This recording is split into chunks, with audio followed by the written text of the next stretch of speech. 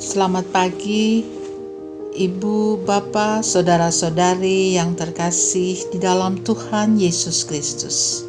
Pada pagi hari ini kembali kita berjumpa lewat renungan harian Hari Raya Kenaikan Tuhan Yesus ke Surga. Hari ini Kamis 26 Mei 2022 bersama saya Ibu Joyce dari Paroki Santo Stefanus, Surabaya.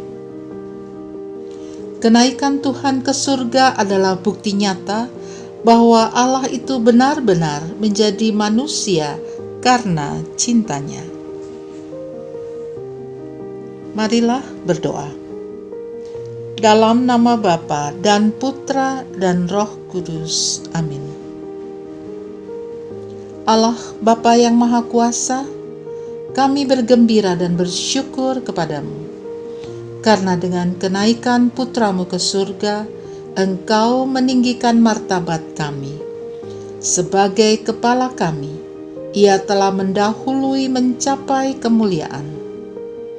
Maka dibangkitkan-Nyalah pada kami, anggota-anggota tubuhnya, harapan yang mantap. Dengan pengantaraan Tuhan kami Yesus Kristus, kini dan sepanjang masa. Amin. Pembacaan hari ini diambil dari Injil Lukas bab 24 ayat 46 sampai dengan 53. Inilah Injil Yesus Kristus menurut Lukas. Dimuliakanlah Tuhan. Katanya kepada mereka, ada tertulis demikian, Mesias harus menderita dan bangkit dari antara orang mati pada hari yang ketiga. Dan lagi dalam namanya berita tentang pertobatan dan pengampunan dosa harus disampaikan kepada segala bangsa mulai dari Yerusalem. Kamu adalah saksi dari semuanya ini, dan aku akan mengirim kepadamu apa yang dijanjikan Bapakku. Tetapi kamu harus tinggal di dalam kota ini sampai kamu diperlengkapi dengan kekuasaan dari tempat tinggi. Lalu Yesus membawa mereka keluar kota sampai dekat Betania. Di situ Ia mengangkat tangannya dan memberkati mereka. Dan ketika Ia sedang memberkati mereka, Ia berpisah dari mereka dan terangkat ke sorga. Mereka sujud menyembah kepadanya. Lalu mereka pulang ke Yerusalem dengan sangat bersukacita. Mereka senantiasa berada di dalam bait Allah dan memuliakan Allah. Demikianlah sabda Tuhan. Terpujilah Kristus. Ibu, Bapak, Saudara-saudari yang terkasih di dalam Tuhan Yesus Kristus, jemaat sudah mulai terbentuk. Iman para murid sudah menggumpal dalam hati. Maka saatnya Yesus untuk melepaskan para murid dari ketergantungan fisik Yesus. Pendampingan masa kebangkitan dirasa sudah cukup menjadi bekal para murid untuk menjadi rasul yang handal. Secara manajerial, Yesus meletakkan kepercayaan yang besar kepada para murid. Para murid mendapat delegasi penuh dari Yesus. Tentu saja, Yesus naik ke surga sudah dengan perhitungan bahwa para murid mampu berjalan tanpa kehadirannya lagi secara fisik. Memang menarik mengamati bagaimana sebenarnya Yesus mendidik dan mendampingi para murid. Tidak mengherankan apabila Yesus memang dikategorikan sebagai guru yang baik.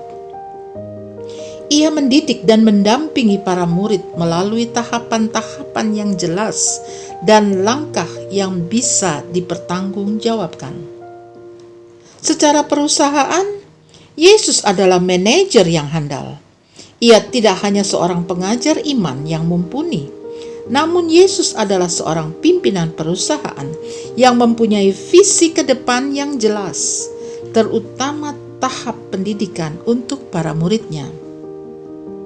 Ibu, bapak, saudara yang terkasih, Yesus mendidik para murid diawali dengan tahap pengenalan, serba apa adanya. Para murid mengikuti Yesus dengan berbagai keinginan dan latar belakang. Tetapi sepertinya Yesus tidak memilih sembarangan. Ia memilih orang-orang yang mempunyai semangat kerja tinggi, para pelayan dan pemungut pajak misalnya. Jika tidak mempunyai semangat kerja tinggi, seorang pemungut pajak tidak akan bisa mendapat hasil yang baik untuknya. Kemudian Yesus mendampingi mereka selama beberapa tahun. Ia hidup bersama dengan mereka dan mengajar mereka secara khusus dan umum. Perkataan dan tindakan Yesus menjadi pendidikan yang dikenang para murid. Itu pula lah yang diajarkan para murid. Setelah cukup waktu, para murid dihadapkan pada situasi krisis yang luar biasa. Guru mereka disalibkan. Para murid lari adalah tindakan yang sangat wajar. Namun Yesus tidak meninggalkan mereka. Ia justru mengumpulkan mereka kembali. Itulah masa sekolah kedua yang bertujuan semakin memantapkan para murid. Sampai pada akhirnya, Yesus secara fisik sungguh-sungguh melepaskan mereka berjalan di dunia.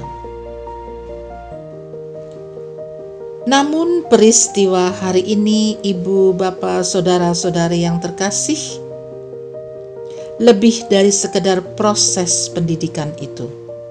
Hari ini Injil semakin meneguhkan kita bahwa Yesus adalah sungguh Allah, sungguh manusia.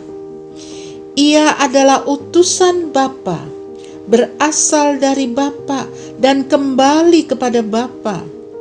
Ia datang dari surga dan kembali ke surga.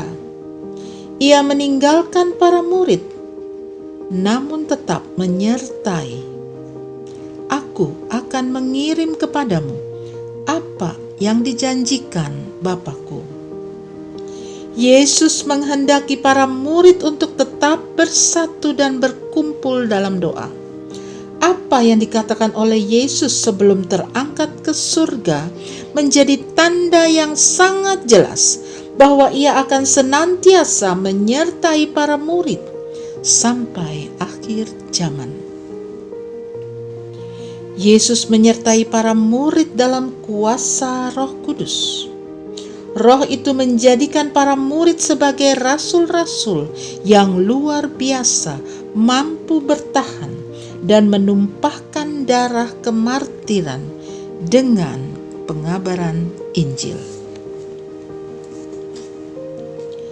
Ibu, bapak, saudara-saudari yang terkasih, kepergian Yesus dan janji pemenuhan Roh dibingkai dalam suasana penumpangan tangan, yakni berkat dan doa dari Yesus sendiri. Para murid ditinggal oleh Yesus dalam suasana berkat. Di situ ia mengangkat tangannya dan memberkati mereka. Dan ketika ia sedang memberkati mereka, ia berpisah dari mereka dan terangkat ke surga.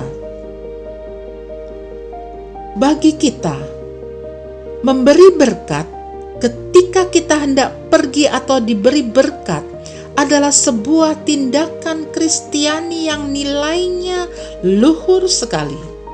Tindakan Yesus sendiri memberkati para murid menjadi tanda yang mulia bahwa kita pun diutus untuk membagikan berkat kepada banyak orang. Berkat Yesus bagi kita saat ini adalah berkat dalam Roh Kudus.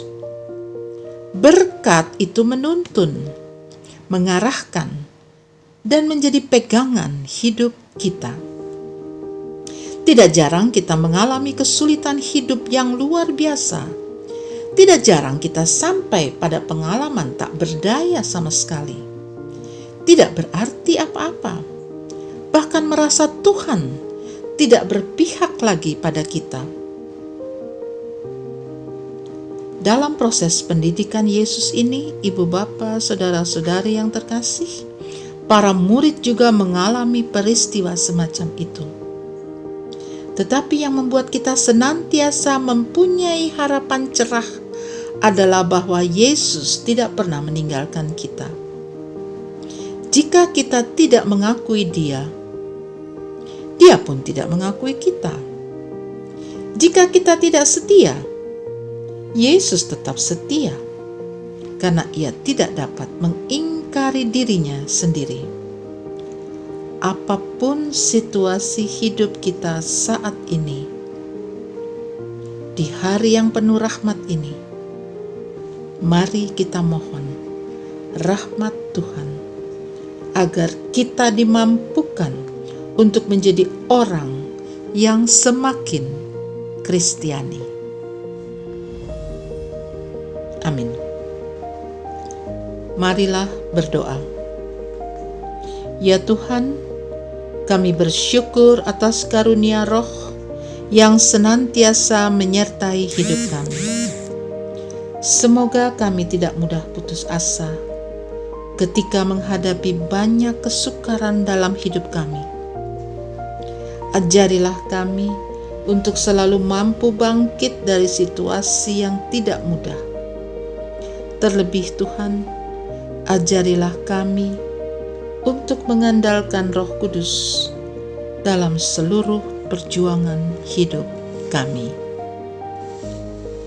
Amin. Dalam nama Bapa dan Putra dan Roh Kudus. Amin.